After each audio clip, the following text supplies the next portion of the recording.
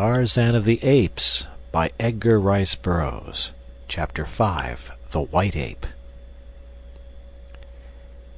Tenderly Kala nursed her little waif, wondering silently why it did not gain strength and agility as did the little apes of other mothers. It was nearly a year from the time the little fellow came into her possession before he would walk alone, and as for climbing, my, but how stupid he was! Kala sometimes talked with the older females about her young hopeful, but none of them could understand how a child could be so slow and backward in learning to care for itself. Why, it could not even find food alone, and more than 12 moons had passed since Kala had come upon it. Had they known that the child had seen 13 moons before it had come into Kala's possession, they would have considered its case as absolutely hopeless, for the little apes of their own tribe were as far advanced in 2 or 3 moons as was this little stranger after 25.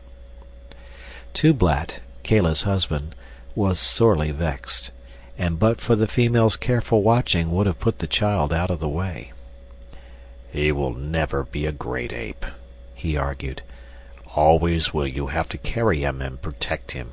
What good will he be to the tribe? None, only a burden. Let us leave him quietly sleeping among the tall grasses, that you may bear other and stronger apes to guard us in our old age." "Never, Broken Nose," replied Kala. "If I must carry him forever, so be it." And then Tublat went to Kerchak to urge him to use his authority with Kala, and force her to give up little Tarzan, which was the name they had given to the tiny Lord Greystoke, and which meant white skin.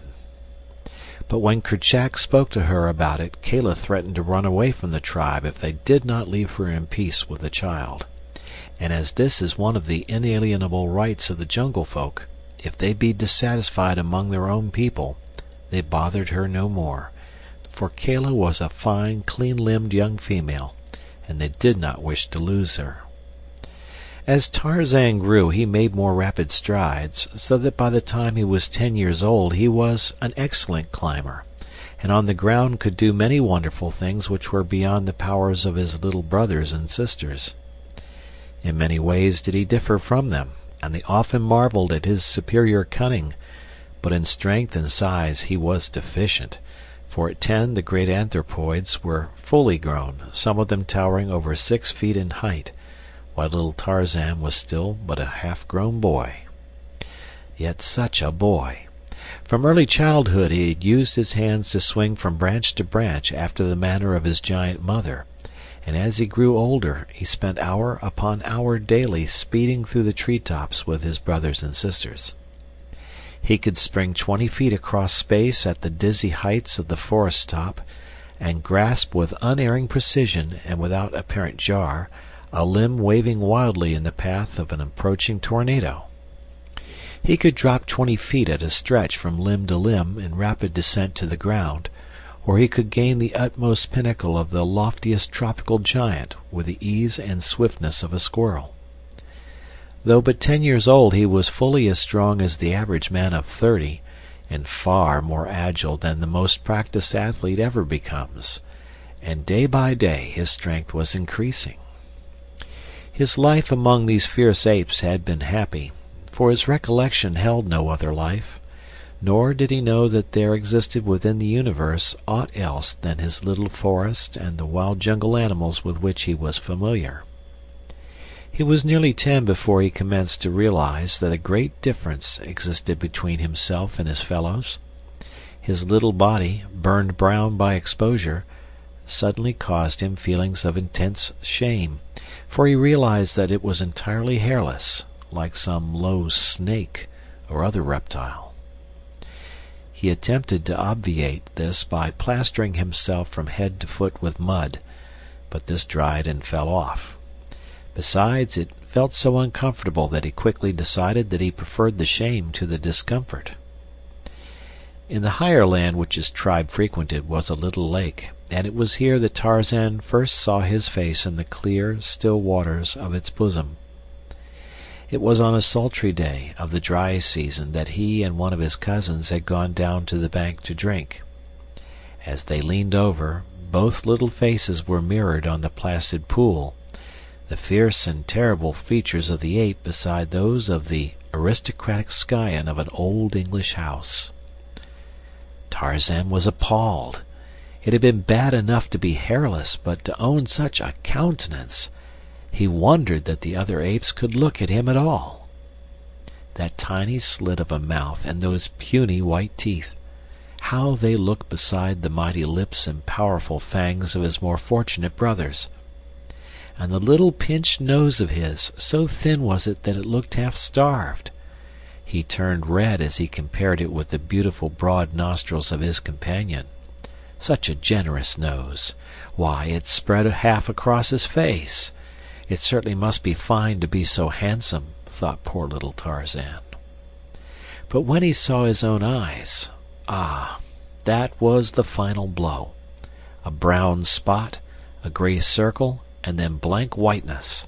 Frightful! Not even the snakes had such hideous eyes as he. So intent was he upon this personal appraisement of his features that he did not hear the parting of the tall grass behind him as a great body pushed itself stealthily through the jungle. Nor did his companion, the ape, hear either, for he was drinking, and the noise of his sucking lips and gurgles of satisfaction drowned the quiet approach of the intruder. Not 30 paces behind the two she crouched, Sabor, the huge lioness, lashing her tail. Cautiously she moved a great padded paw forward, noiselessly placing it before she lifted the next. Then she advanced, her belly low, almost touching the surface of the ground, a great cat preparing to spring upon its prey.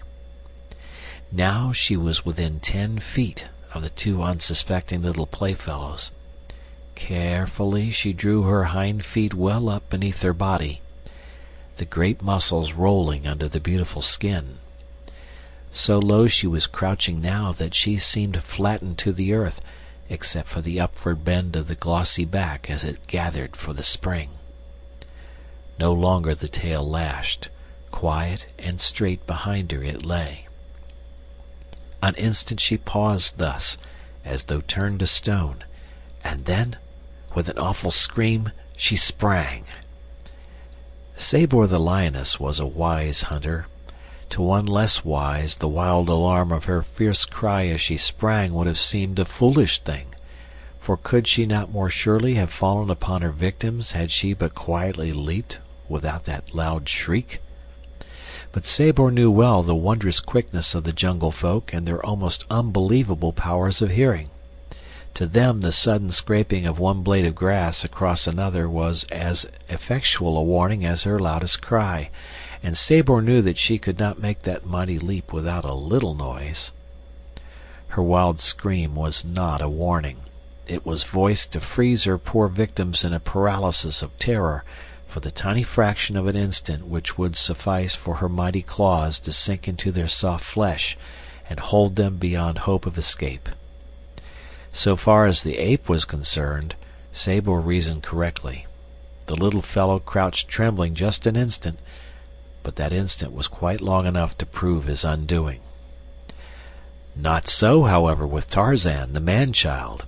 His life amidst the dangers of the jungle had taught him to meet emergencies with self-confidence, and his higher intelligence resulted in a quickness of mental action far beyond the powers of the apes. So the scream of Sabor, the lioness, galvanized the brain and muscles of little Tarzan into instant action. Before him lay the deep waters of the little lake, behind him certain death, a cruel death beneath tearing claws and rending fangs. Tarzan had always hated water except as a medium for quenching his thirst. He hated it because he connected it with the chill and discomfort of the torrential rains, and he feared it for the thunder and lightning and wind which accompanied them. The deep waters of the lake he had been taught by his wild mother to avoid, and further, had he not seen little Nita sink beneath its quiet surface only a few short weeks before, never to return to the tribe? But of the two evils, his quick mind chose the lesser ere the first note of Sabor's scream had scarce broken the quiet of the jungle, and before the great beast had covered half her leap, Tarzan felt the chill waters close above his head.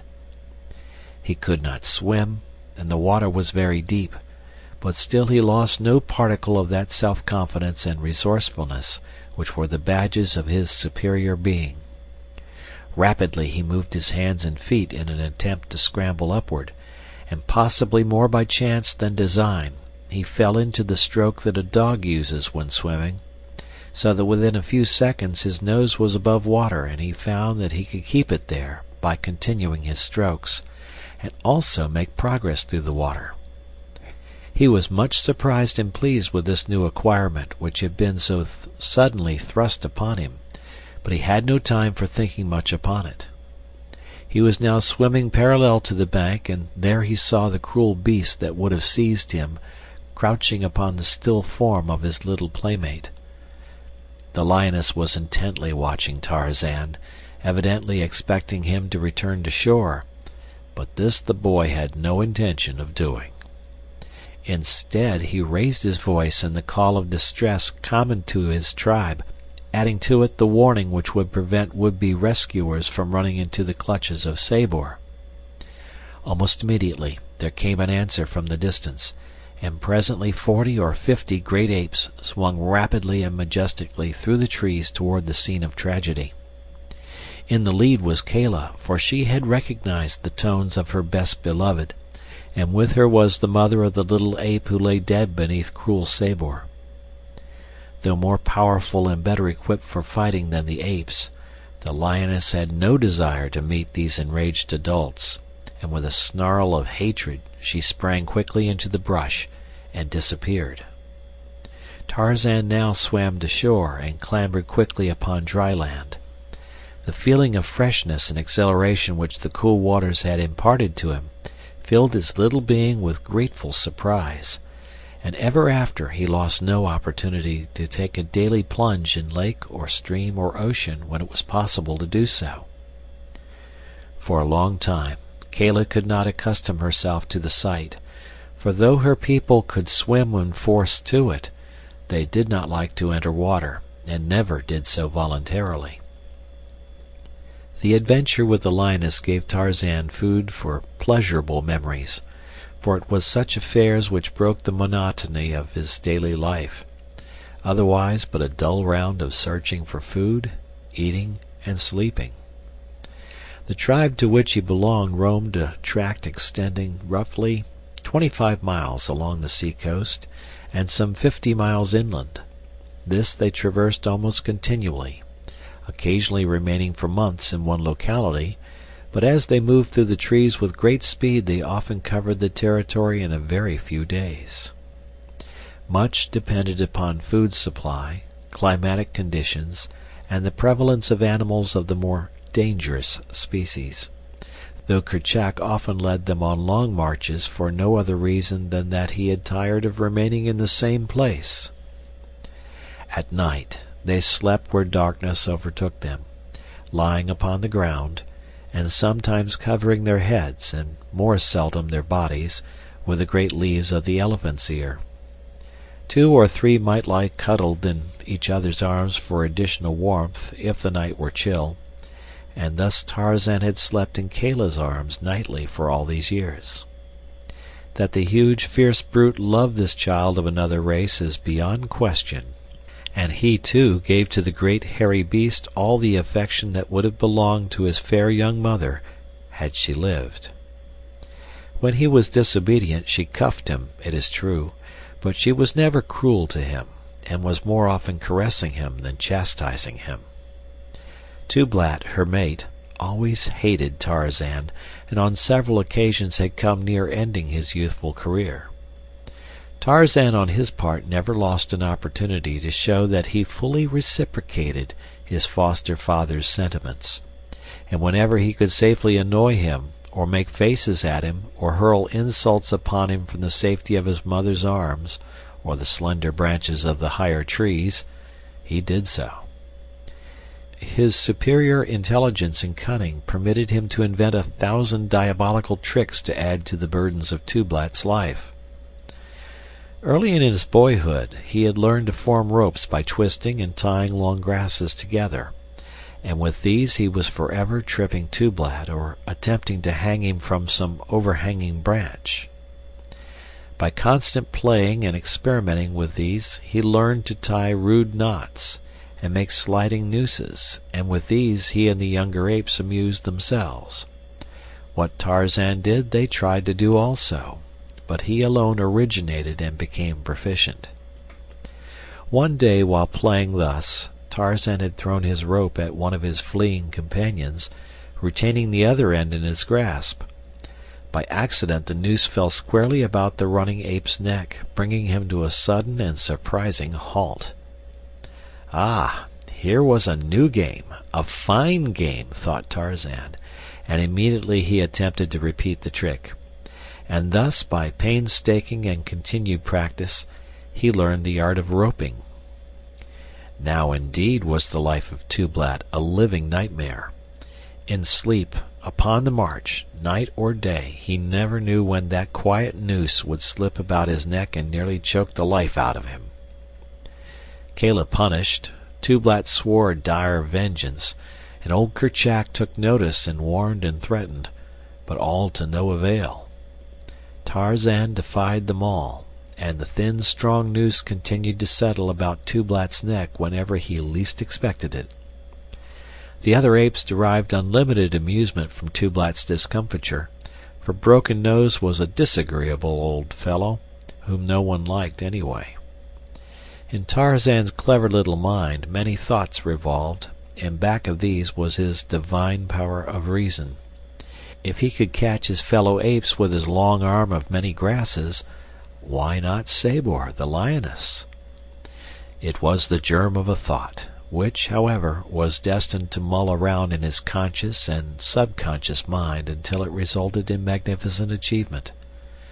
But that came in later years. End of chapter.